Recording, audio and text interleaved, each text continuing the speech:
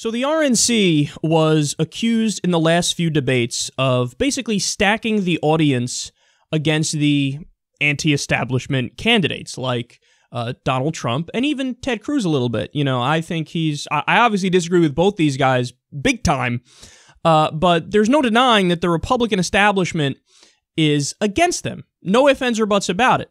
And you got the sense from the last two debates that whenever, you know, Marco Rubio made some asinine point about Ukraine, people with riotous applause, damn near a standing ovation. John Kasich would make vanilla nothing points, and there'd be people going crazy in the audience. And then Trump would say something, and Cruz would say something, and it'd either be dead silent or they would boo him. Now, the reason why this should, you know, send up red flags is that in the first few debates, whenever Trump said anything, he would get riotous applause because, like him or hate him, he's entertaining and he knows how to work a crowd better than John Kasich. So the last two debates, even I said, no, something's up here. This is not a normal crowd. This is definitely an establishment crowd. And the RNC thought it would be a genius idea to release a statement rebutting this. You know, it's like a toddler saying, I didn't eat the cookies, Mommy, as he or she has, you know, chocolate on their lips. So I'm going to give you what Mediaite reports here. They say the following, quote, when Donald Trump got booed at last week's GOP debate for trashing George W. Bush, among other things, he dismissed it by saying there's a lot of Jeb Bush's donors and special interests in the audience.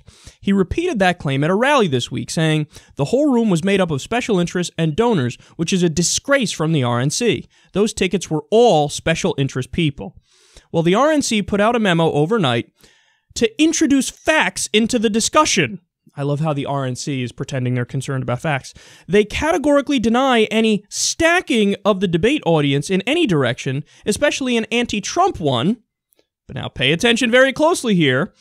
They explain that over 600 tickets were distributed between each of the GOP campaigns.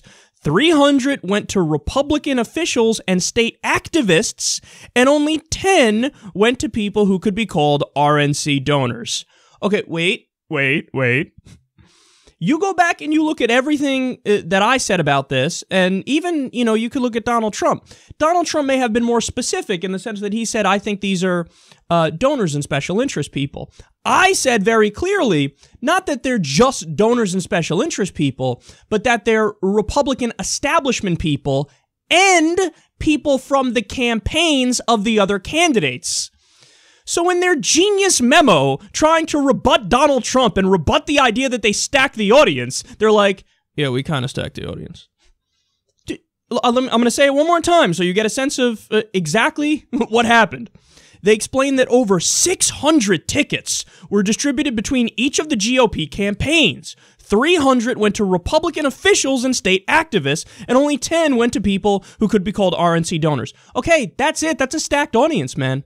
Now understand, there's a deeper reason for this too. Donald Trump doesn't really have a ground game, as they call it, in any of the states. Donald Trump is running a somewhat revolutionary campaign in that it's all like online and he's paying people much less and he doesn't have nearly as many staffers, so he's not raising as much money from outside people, spending some of his own money on this.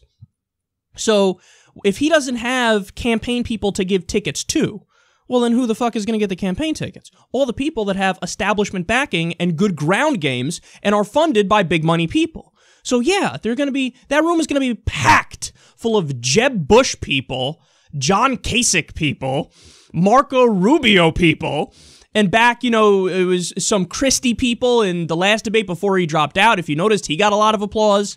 That's because these are the people who had more big money backing, and they had the ground games. They had campaign people that they can give the tickets to, that they let them in. And then also when they say, hey, it's Republican officials and state activists that the RNC brought in with 300 tickets on top of the 600 for the campaigns. What? Oh, really? You think the RNC is not telling those people? All right, look, here's the deal. Okay, you're Republican officials. You guys are part of the RNC. You guys are part of the establishment Republican Party. I'm going to need you to make a little bit of noise for our favorite candidates here. Jeb Bush, John Kasich, Marco Rubio. Tone it down a little bit on the Trumpster. Know what I'm saying? I guarantee you that's what happened. Because, okay, I'm a kind of a public speaker for a living, or I'm a pro talker for a living.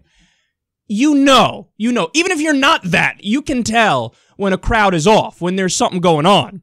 You know, again, if you have Marco Rubio making really bland, asinine points about Ukraine and you get damn near a standing ovation, and you have Trump saying things that usually resonate with a base audience, and there's nothing, or there's boos, believe me, there's something wrong with the crowd. And further evidence of that is the polls after the debates.